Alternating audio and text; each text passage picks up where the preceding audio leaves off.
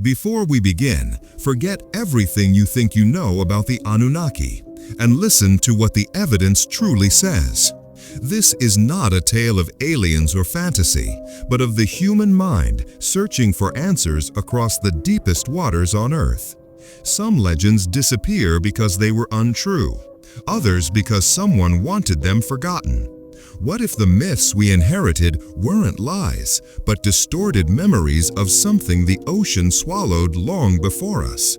Legends rarely stay where they were born. Some remain contained within a culture, never crossing oceans or centuries. But others, stories with just the right mixture of mystery, fear, and longing, grow legs of their own, traveling deep into the collective imagination of people who never once read the ancient tablets that birthed them. The Anunnaki belong to this second category. In the ruins of ancient Mesopotamia, inscribed on clay tablets older than the pyramids, the Anunnaki were described not as extraterrestrial rulers or ocean-dwelling architects, but as a group of powerful deities and judges within the Sumerian cosmology. They governed realms of life and death, rain and harvest, justice and fate. Nothing in those ancient texts places them in the Pacific Ocean. Yet today, millions believe in an Anunnaki city hidden beneath those waters. How did a Near Eastern pantheon become entangled with the world's largest ocean? How did ancient mythology fuse with modern pseudoscience to create a narrative so persistent it feels almost archetypal? The journey begins with a human instinct older than writing. When we lose something, land, memory, connection, we create stories to fill the void. Throughout history, flooded coastlines and drowned islands have inspired myths of sunken kingdoms. Lemuria in the Indian Ocean, Atlantis in the Atlantic, Kumarikandam in the south, and now, in the age of the internet, a supposed Anunnaki metropolis hidden under the Pacific. The Pacific is immense, covering more of Earth's surface than all continents combined. Its trenches run deeper than Everest stands tall. Its volcanic arcs shape entire ecosystems, and thousands of islands are fragments of once larger lands.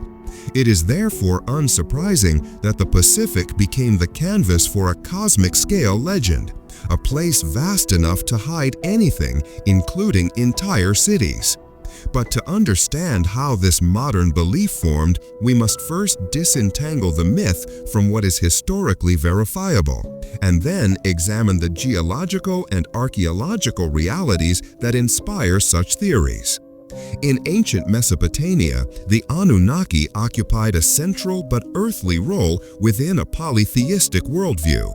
They appeared in cuneiform inscriptions dating as far back as the 3rd millennium BCE, mentioned in texts like the Epic of Gilgamesh, the Enuma Elish, and the Atrahasis. In these records, the Anunnaki were divine figures associated not with advanced technology or underwater kingdoms, but with the administration of human destiny. Modern interpretations that depict them as extraterrestrial architects or lost superbeings emerged only in the 20th century, driven by speculative authors who blended mythology with imaginative reinterpretations. These modern narratives often cherry-picked lines from translations, ignored linguistic context, or misunderstood the roles of deities in ancient cultures. Yet, dismissing the myth entirely would be to miss an important point. The Anunnaki's endurance in modern storytelling speaks to something psychologically deeper. People today live in a world stripped of wonder, where technology replaced mystery but not the soul's longing for it. Forbidden history narratives offer an emotional experience, a sense that the world may still contain secrets large enough to shake our understanding of ourselves. This is why the myth refuses to die. Even when scholars correct the record, the legend adapts, attaching itself to new landscapes and unanswered questions. Enter the Pacific Ocean, a place of genuine geological mystery, filled with submerged plateaus, drowned landmasses, and archaeological sites that have only begun to be explored. The modern imagination saw this vastness, this absence of clarity, and made room for the Anunnaki where the ancient Sumerians never placed them. To understand why the Pacific became the adopted home for a forbidden Anunnaki city, we must examine the real phenomena that fuel the myth. The Pacific is home to one of the most complex tectonic regions on Earth, the Ring of Fire, where plates meet, fracture, rise, and fall. Entire continental fragments, such as Zealandia, the nearly fully submerged continental mass stretching beneath New Zealand and New Caledonia, remain underwater except for a few visible peaks. Zealandia is real, mapped in modern geological surveys, and its existence alone shows that large landmasses can indeed sink beneath rising seas and shifting crust. But Zealandia is ancient geological terrain, not a forgotten civilization. Nearby, in the waters off Japan, lies Yonaguni, an underwater rock formation that resembles architectural steps, walls, and terraces. Some believe it to be man-made, though the majority of geologists attribute it to natural tectonic fracturing and erosion processes. Still, the structure's unsettling symmetry captivates the imagination. Elsewhere in the Pacific, drowned coastlines reveal signs of settlements lost to rising seas after the last ice age. Archaeologists have found stone tools, habitation layers, and ancient shorelines lying dozens of meters underwater.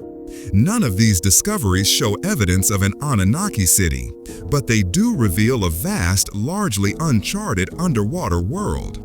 This combination of real submerged structures, geological anomalies, and unexplored seafloor creates fertile ground for legends. It is in the gaps between scientific certainty and scientific mystery that new myths take root. And the Pacific, with its depth and silence, is one of the largest such gaps on Earth. People do not crave falsehood, they crave significance. Lost civilization myths often arise in moments when society feels fragmented or disenchanted. They offer a counter-narrative that humanity once possessed greater knowledge, greater harmony, or greater connection. A hidden Anunnaki city beneath the Pacific becomes not just a myth, but a symbol of everything we feel we have lost. It represents a golden age before division, before pollution, before the modern world's alienation. But myths are not merely fantasies, they are mirrors reflecting emotional truths. When someone believes in a submerged Pacific city, they are often expressing a deeper belief that our ancestors knew more about the world than we give them credit for. This belief is not entirely wrong. Archaeology continually discovers ancient engineering feats that challenge our assumptions. Civilizations like the Polynesians navigated the Pacific without metal, compasses, or modern instruments, using only stars, swells, and memory. Their voyages were more technically impressive than most fictional legends. So while the Anunnaki never built a Pacific metropolis, human beings did build astonishing cultures across these waters. Understanding belief requires empathy. These myths grow because people yearn for connection to ancestors, to lost lands, to something larger than themselves. And when we examine drowned landscapes and ancient migrations, the emotional resonance becomes clearer. Beneath every myth is a truth, not of history, but of humanity. While the Anunnaki city is a legend, the Pacific does contain real sunken landscapes shaped by natural forces. Rising sea levels after the last ice age swallowed enormous areas of land. Coastal settlements from North America to Southeast Asia now lie submerged. Polynesian oral traditions even remember some of these inundations, preserving stories of islands sinking or being swallowed by the sea. These oral traditions act as ancient memory banks, containing descriptions that align remarkably with geological data. The ocean does not often preserve entire cities, but it does preserve fragments, stone structures, tools, bones, shipwrecks, and remnants of shorelines. In places like Micronesia, ancient stone cities such as Nanmato stand partly submerged, built atop artificial islets. In Hawaii, archaeologists have documented submerged fish ponds and heiau foundations offshore. Off the coast of India and Southeast Asia, sonar has revealed traces of ancient coastlines that now lie underwater. These are the real lost worlds of the Pacific, not the cities of gods or extraterrestrial architects, but the lives of ordinary people forced to move as the oceans rose. Their stories matter deeply because they are true. And when we seek forbidden cities beneath the waves, perhaps what we truly seek is the memory of those who lived at the edge of a changing world. The belief in a hidden Annunaki city illuminates something profound about human cognition. Our minds are pattern-making engines.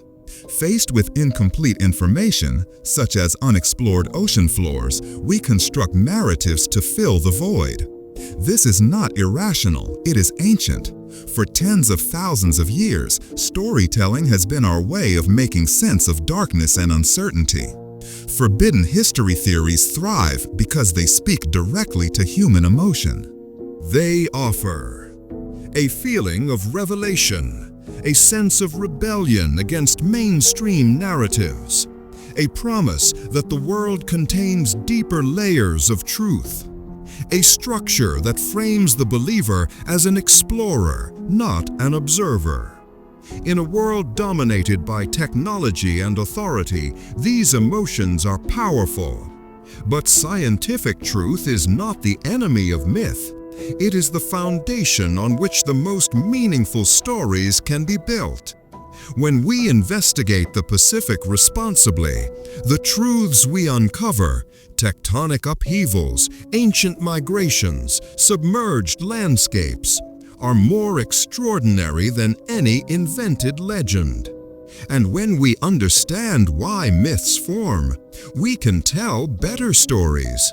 Stories that honor imagination without sacrificing accuracy. In the end, the forbidden Anunnaki city beneath the Pacific is not a historical fact, but it is a cultural phenomenon worth examining. Because myths reveal who we are. They remind us that humanity is not content with surface-level reality. We long for hidden depths, lost knowledge, and forgotten worlds. The Pacific Ocean, with its trenches deeper than myth, its drowned coasts, its volcanic scars, is the perfect place to project those longings.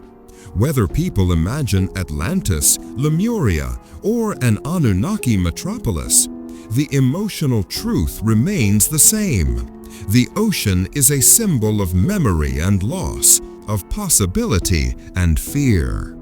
But scientific reality gives us a gift myth can't offer: the ability to rediscover actual histories. Real people lived on lands the ocean claimed. Their voices echo